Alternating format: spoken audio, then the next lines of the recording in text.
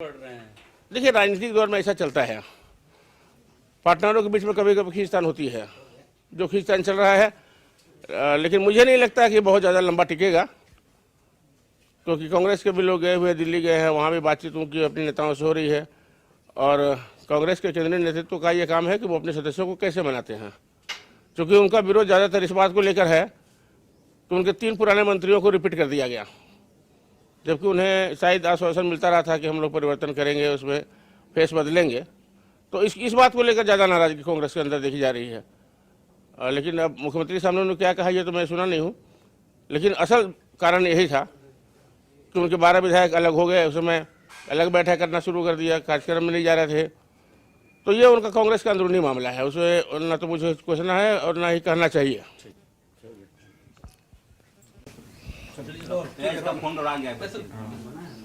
जल्दी करो।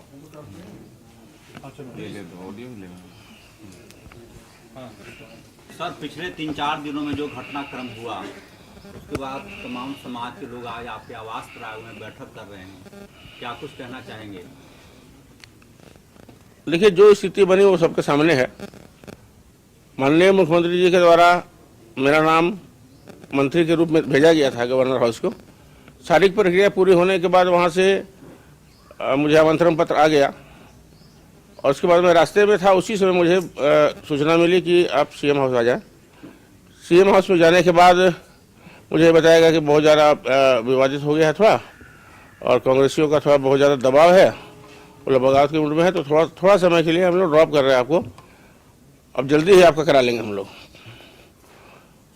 तो निश्चित रूप से खराब लगा ही, क्योंकि सब कुछ होने के बाद, और ये शायद मेरे पॉलिटिकल लाइफ का पहला बार था ऐसा, जब गवर्नर हाउस से वारंट जारी होने के बाद शपथ ग्रहण को रोका गया।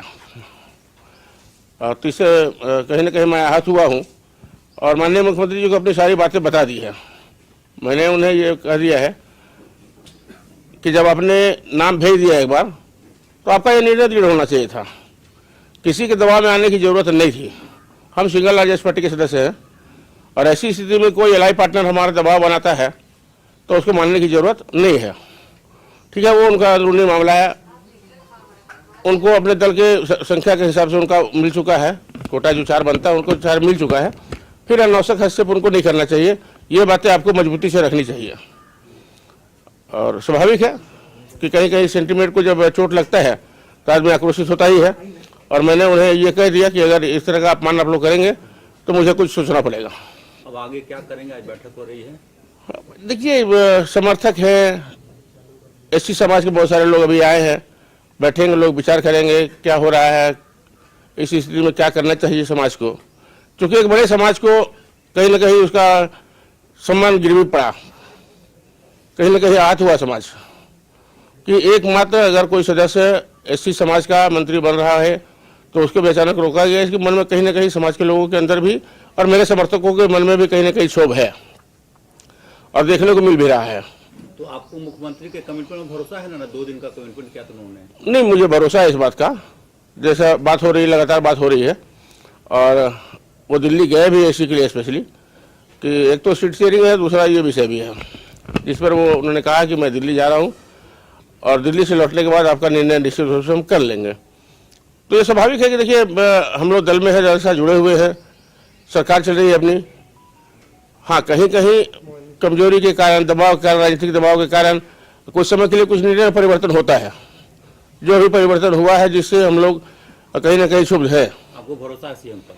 निश्चित रूप से जो उन्होंने वर्ड दिया है कि 2 से 3 दिन का बयान था, वो समय दे दीजिए हमको, हम ये शॉर्ट कर लेंगे और निश्चित रूप से आपको कराएंगे हम लोग मंत्री पद के रूप में शपथ। ये उन्होंने अपने मुंह से कहा है। चूंकि मैं उस दिन गुस्से में था, तात्कालिक विषय था, गुस्से में था, हमने उनको कहा तो ऐसा होगा कि हम विधायक से इस्तीफा क्यों नहीं कर दें, तो ये हमने उनको गुस्से में कहा था।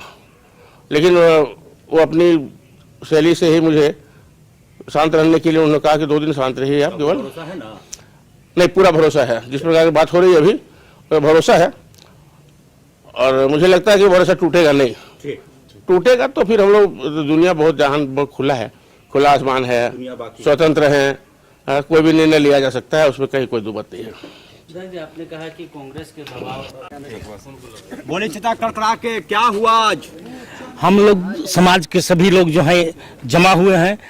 झारखंड सरकार के वारंट निकला था कि हमारे श्री माननीय बैजनाथ राम जी को मंत्री बनाया जाएगा, जिनको बीच रास्ता से ही ड्रॉप करने का आदेश मिल गया, जो एक बहुत ही माने निंदनीय है और इस तरह अपमानजनक स्थिति है। इसके लिए हम लोग सभी जो एकजुट हुए हैं कि इसके खिलाफ हम लोग आगे भी आवाज उठाएंगे कि हमारा प्रतिनिधित्व जो हमारे समाज के लोगों का झारखंड सरकार में प्रतिनिधित्व मिले और समाज का उचित व्यवस्था हो। मैदान से मुलाकात हुई आप लोग की? हाँ। क्या बोले वो?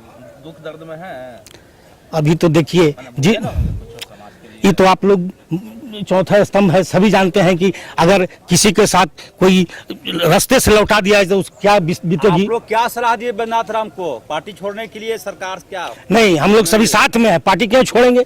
हम लोग दबाव बनाएंगे सरकार को कि जो है उनको शामिल करे, किसी भी हाल से हमारा प्रतिनिधित्व बने समाज में।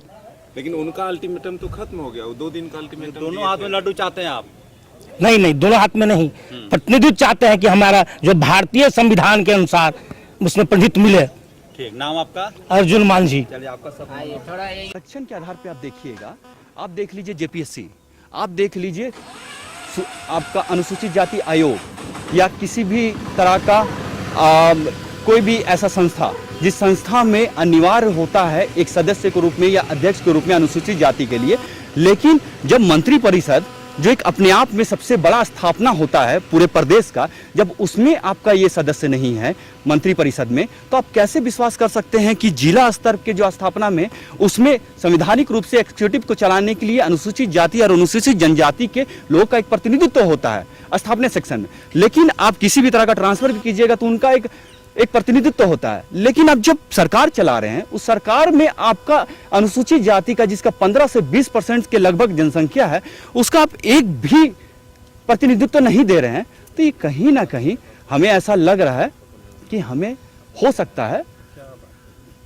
सत्ता के द्वारा छाला जा रहा है। 9 साल से आप लोग चुप थे, अचानक क्यों फिर ये 1 साल और नहीं होगा? देखिए 9 साल से चुप थे, अगर कहिएगा कि देर ही सही, लेकिन हमने तो आवाज उठाया कॉन्स्टिट्यूशन के लिए। यहाँ कौन है आवाज उठाने वाला कॉन्स्टिट्यूशन के लिए? हम लोग बाबा साहब भीमराव अंबेडकर के अनुयायी हैं, उनके सिपाही हैं।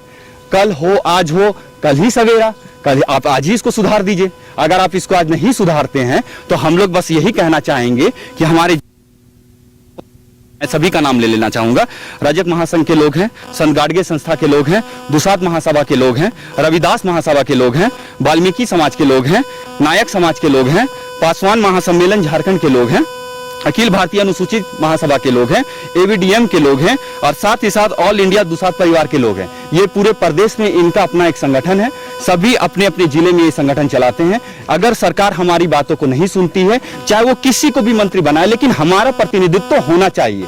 यदि कांग्रेस के पास वो है हमारा प्रतिनिधित्व तो कांग्रेस आगे करे, अगर उनके पास नहीं है तो जेएमएम के पास है तो उनको आगे बढ़ने के लिए दे। फिर रोका क्यों जा रहा है? हम किसी भी ना कांग्रेस का विरोध कर रहे हैं, ना जेएमएम का विरोध कर रहे हैं, ना अदर पार्टी का विरोध कर रहे हैं। हम अपना हक मांग रहे हैं, हम अपना अधिकार मांग रहे हैं, हम अपने सम्मान मांग रहे हैं। तो क्या करेंगे आप लोग?